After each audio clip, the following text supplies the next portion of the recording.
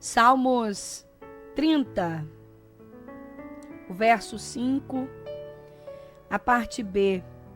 Aquele versículo que a gente já sabe de cor e salteado, né? Mas que fala tão forte ao nosso coração. Salmo 30 e o verso 5, a parte B diz assim: o choro pode durar uma noite inteira, mas a alegria vem ao amanhecer. Esse versículo hoje falou muito forte ao meu coração.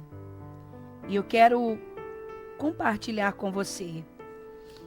Porque muitas vezes o nosso choro dura tantas noites inteiras, não é? Muitas vezes a gente está chorando há tanto tempo. Tem pessoas que eu estou falando agora que não sabe mais o que é sorrir, que não sabe mais o que é se alegrar. Mas eu quero animar você através dessa palavra. Chegou uma época na minha vida que eu não sabia mais o que era ser feliz. Eu passei por uma fase tão difícil na minha vida que até do que era engraçado eu não conseguia achar graça, não conseguia sorrir. Parece que tudo havia ficado negro, escuro dentro de mim. E por mais que eu servisse a Deus, eu não conseguia sentir alegria. Eu não conseguia sentir, eu passei uma fase na minha vida, eu ainda muito jovem, eu não conseguia sentir a alegria da salvação, nem a alegria da salvação. Porque às vezes a gente não está alegre com a nossa vida, às vezes não estamos alegres conosco mesmo, mas nós pelo menos conseguimos sentir a alegria da salvação. Mas houve uma fase na minha vida que eu não conseguia sentir nem alegria comigo, nem alegria com a minha vida e nem a alegria da salvação. Mas acredite que isso não acontece só com você. Isso aconteceu com vários personagens da Bíblia Sagrada. Quando a gente olha para Davi, Davi é um daqueles que perdeu a alegria da salvação. Lá no Salmo 51, Davi vai dizer assim: torna a dar-me a alegria da tua salvação, Senhor.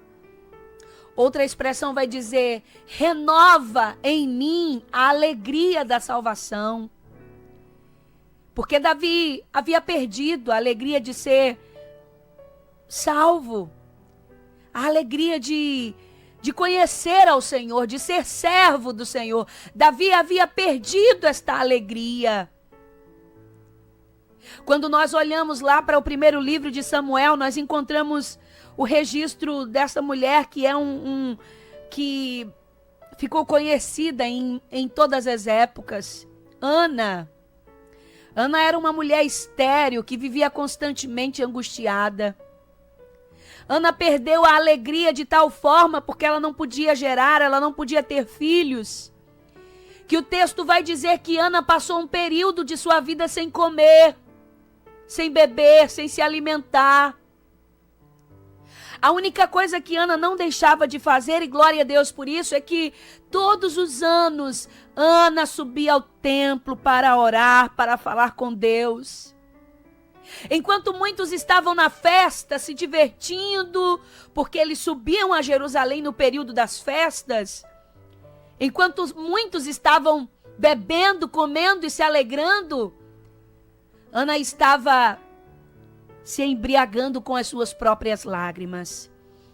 E a tristeza de Ana era tão grande que o sacerdote chega a pensar que ela estava embriagada, que ela era uma beberrona, não é? Até que ela diz: não, Senhor, eu sou apenas uma mulher aflita, angustiada. Aleluia.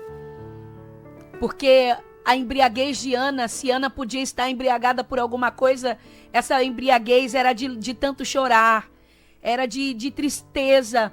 Ana fica tão triste, o seu esposo percebe tanto a sua tristeza, que chega um momento que Eucana, o marido de Ana, chega para ela e diz: eu não te sou melhor do que 10 filhos, Ana. Era como se ele estivesse dizendo: será que você tem motivos para estar tão triste? Eu não sou para você melhor do que 10 filhos. Mas não, Ana não conseguia se alegrar ainda. O texto vai dizer que Ana recebia uma porção dobrada do seu marido Eucana. O fato de ela não ter filhos fazia com que ele, de alguma forma, tentasse compensar essa falta, tentasse compensar essa ausência. E é por isso que das porções que Eucana dava às suas esposas, a Penina e a Ana, a porção era melhor, a porção era dobrada. Ele queria compensar a Ana, fazer com que de alguma forma a Ana se alegrasse. Só que a Ana não conseguia se alegrar. Mas louvado seja Deus que a única coisa que é eterna nessa vida é a vida eterna.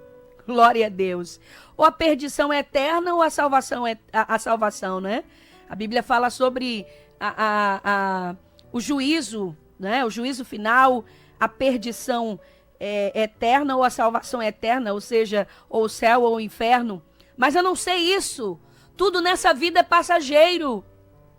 Tudo nessa vida é momentâneo. Louvado seja Deus por isso, porque chegou o dia em que o texto vai dizer, Ana estava no templo orando, recebe a palavra de bênção do sacerdote. O Senhor visita Ana e a Bíblia vai dizer que naquele dia ela já sai diferente do templo. Ana volta a se alimentar, Ana volta a comer, a beber. E o Senhor visitou a madre de Ana. Aleluia. Glória a Deus. Tenha certeza, minha amada, meu amado, que assim como o Senhor visitou a Ana, assim como a noite de escura de Ana terminou e a alegria chegou ao amanhecer, o Senhor vai te visitar. O Senhor vai fazer essa noite escura passar. O Senhor vai fazer esse sol brilhar para você outra vez. Tenha confiança, tenha esperança. Eu não sei há quantas noites você está chorando. Eu não sei há quantas noites você está sofrendo. Eu não sei se, como Ana, você já perdeu até a vontade de comer. Você já perdeu até a vontade de se alimentar. Você já não consegue mais sorrir. Você já não tem motivação para sair, para se vestir, para se arrumar, para se alegrar. As pessoas até contam algo engraçado, como eu passei na minha vida por essa fase. As pessoas até contam algo engraçado, mas você não consegue sorrir, porque algo tem entristecido você, tem tirado a sua alegria. Quem sabe, como Ana, você já não sente mais nem como Davi, você já não sente mais nem a alegria da salvação. Mas eu quero dizer algo para você nessa tarde. Não é nenhuma novidade. É algo que você já sabe. Mas eu preciso lembrar para que você se anime. Para que você se levante. Para que você se alegre. A alegria vem ao amanhecer.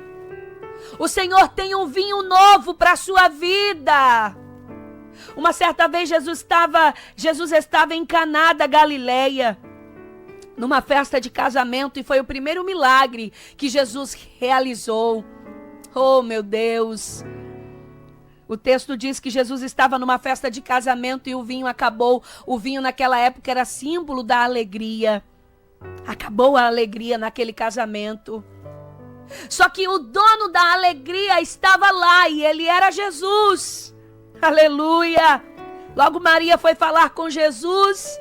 Jesus mandou trazer algumas jarras de água e transformou aquela água em vinho.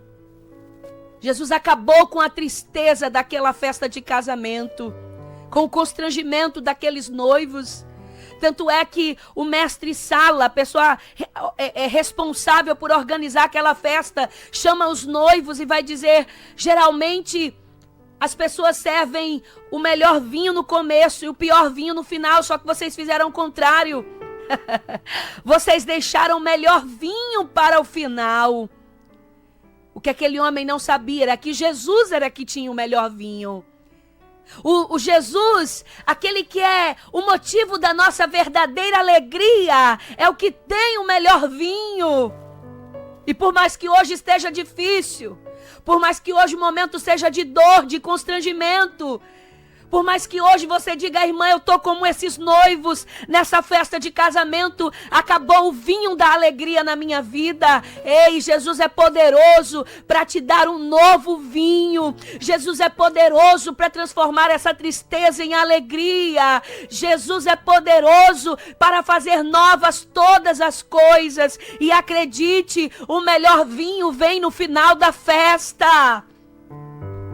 Melhor é o final das coisas do que o começo delas. Oh, aleluia! Melhor é o final das coisas do que o começo delas. O começo pode não ser tão alegre assim. O começo pode não estar tão agradável assim. O começo pode estar um tanto difícil, mas o final será melhor. O Senhor tem o vinho da alegria.